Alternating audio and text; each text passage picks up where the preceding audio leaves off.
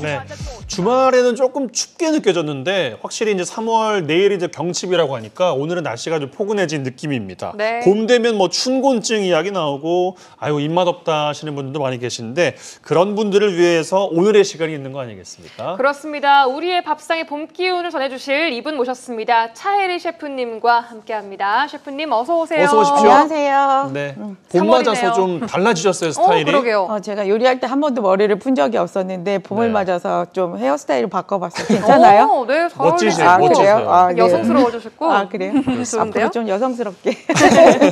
자, 싱그러운 봄, 네. 3월 제철 식재료 이야기부터 좀 해볼까요? 봄의 시작을 알리는 3월의 식재료는 진짜 어느 때보다도 더욱더 풍부한데요. 네. 쑥, 냉이, 달래, 돌미나리, 그다음에 쓴바기, 땅두릅, 원추리, 머위, 가죽, 취나물, 방풍을 시작으로 해서요. 바다로 가시면은 도다리, 해삼, 홍게, 쭈꾸미, 참가자미, 참홍어. 그다음에 과일은 지금 잠깐만 드실 수 있는 금귤이 지금 제철이에요. 네. 봄답게 정말 식재료가 풍성합니다. 그러게요. 자, 봄맛 듬뿍 담긴 에피타이저부터 만나볼까요? 향도 맛도 아주 좋고 한 끼 식사로도 아주 부족함이 없는 상큼상큼한 금귤을 이용한 닭가슴살 샐러드 소개시켜 드릴 건데요. 네. 재료는 조금 간단한 편이에요. 베이비 채소나 이제 시중에 있는 새싹 채소 이용하시면 되시고요. 금귤은 열알, 그다음에 닭가슴살 200g 정도 준비하시고요. 소스는 설탕 1큰술에 식초 1큰술, 그다음에 소금 3분의 1 작은술, 식여자 2분의 1 작은술, 올리브유 1큰술, 금귤 3알만 준비하시면 되시는데요. 네. 만드는 법은 우선 닭가슴살은 후추를 뿌리신 후 소금도 살짝 뿌려주시고요. 우유에다 한 10분 정도 담가주신 다음에 네. 삶거나 뭐 식성에 따라서 구우시면 되시고요.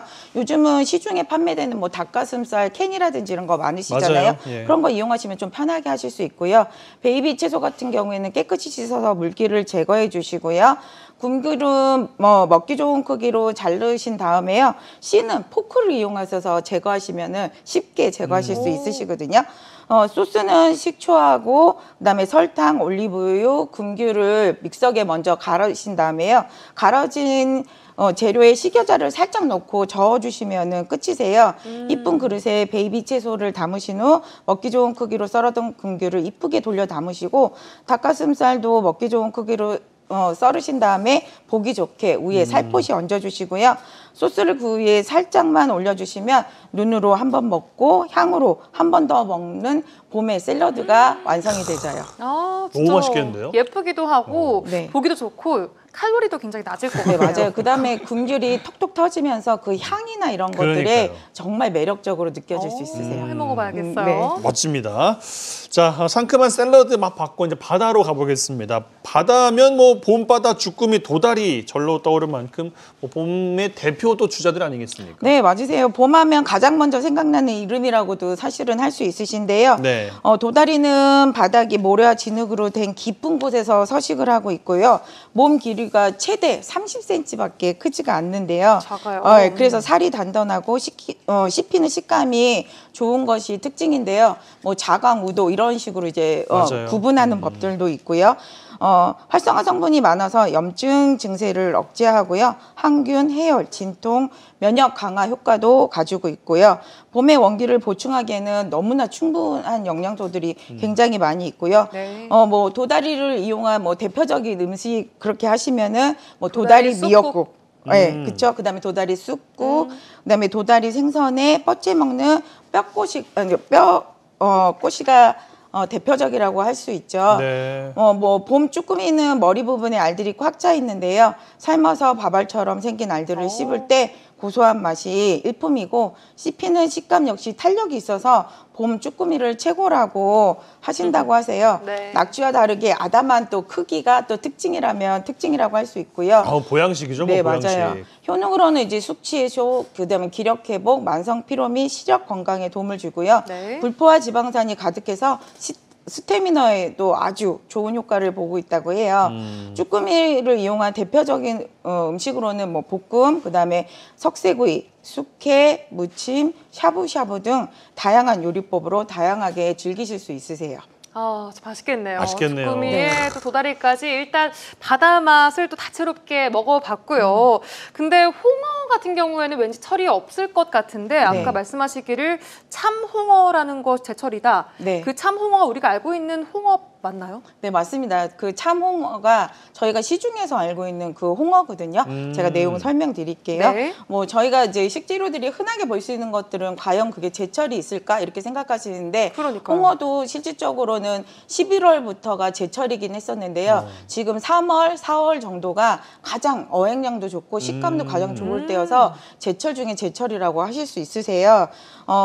그다음에 뭐 참홍어 하니까 아까 말씀하신 대로 그거는 뭐 다른가 이렇게 생각하시는데 네. 알고 있는 거 그대로고요. 2011년도에 국립생물자원관에서 간재미가 홍어로 등재가 되면서 홍어가 간재미를 의미하게 되다 보니까 홍어를 오. 참홍어로 등재가 되진 거죠. 그러니까는 저희가 흔히 볼 수 있는 홍어가 참홍어가 된 거예요. 그러면 회사로 가서 뭐 달라고 해야 돼요? 홍어 주세요 해야 돼요? 참홍어 주세요 해야 돼요? 뭐 지금은 많은 분들이 잘 모르시니까 사실은 홍어 주세요 그렇게 해도 홍어는 주시긴 하겠지만 네. 간혹 간재미를 주시더라도 이거 속여서 파시는 거 틀린 건 아니에요라고 아니다. 할 수는 없다는 거죠. 그렇군요. 네. 그래서 뭐 보통 홍어들은 이제 삭혀서 많이 드시긴 하는데 요즘에 제철인 참홍어 같은 경우에는 삭히는 것보다 생으로 그냥 회처럼 썰어서 드시는 게 맞으신데요. 네. 된장에 청양고추하고 마늘, 대파를 다져서 넣으시고요. 참기름과 깨를 넣어서 섞으신 다음에 찍어서 드시면 좋으시고요. 미나리와 함께 무침을 해서 드셔도 좋으시고 그다음에 내장을 생으로 먹을 수 있는 생선에서 유일할 수 있는 몇 가지 안 되는 것 중에 하나인데요. 그래서 내장 같은 경우에 소금하고 기름장 이용해서 생으로 드셔도 되시고요. 보리순과 함께 애탕을 끓여 드시면 호불호 없이 모든 분들이 다 맛있게 드실 수 있으시고요.